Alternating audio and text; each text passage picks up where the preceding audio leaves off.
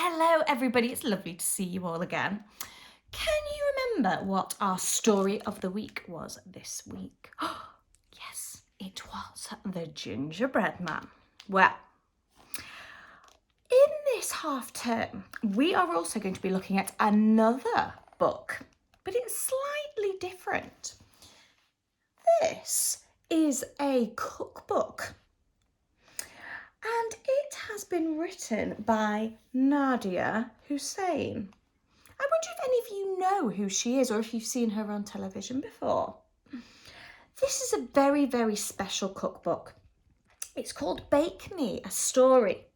And in this book, there are lots and lots of stories and lots of recipes. And recipes tell you how to bake things.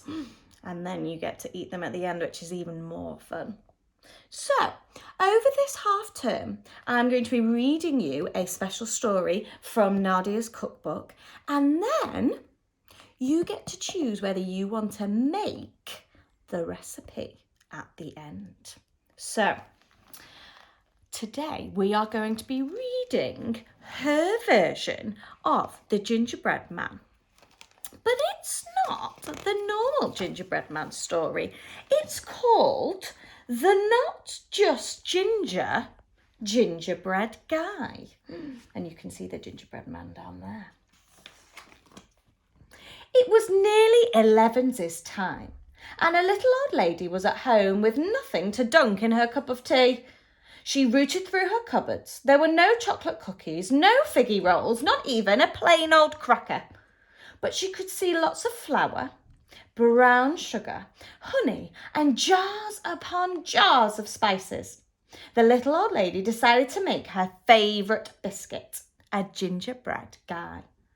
Oh, but when she went to add her ginger, she realised that there wasn't quite enough left in the jar to make her recipe.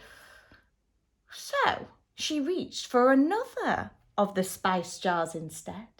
The label read Star Anise. Can you say that word?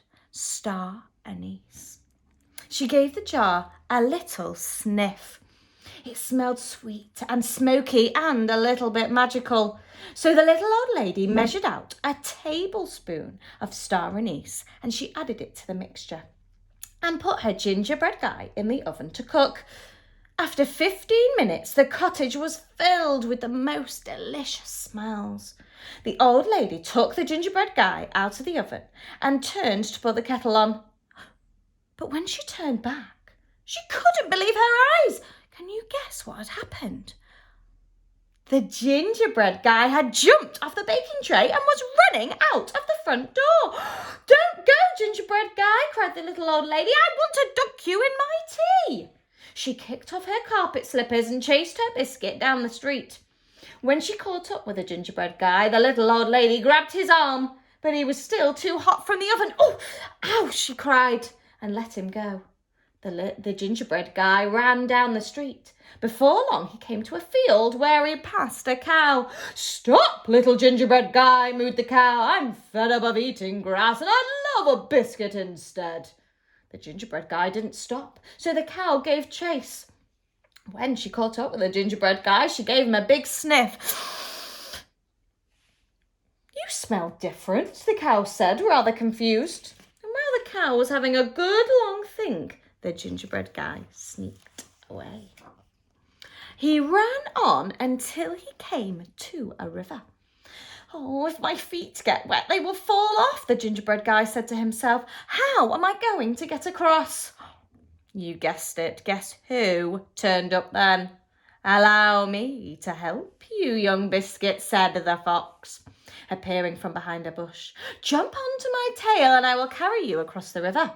You can trust me. Foxes don't eat gingerbread men." The gingerbread guy didn't know that really foxes absolutely love gingerbread. So he jumped onto the fox's tail and the fox plunged into the river. "Oh, my feet are getting wet," said the gingerbread guy. "Oh, you're too heavy for my tail," said the fox. "Jump on to my back." So the gingerbread guy jumped onto the fox's furry back. But before long, the fox's back started to get wet too. "You're too heavy for my back," said the fox. "You'll have to jump onto my head." So the gingerbread guy jumped onto the fox's head.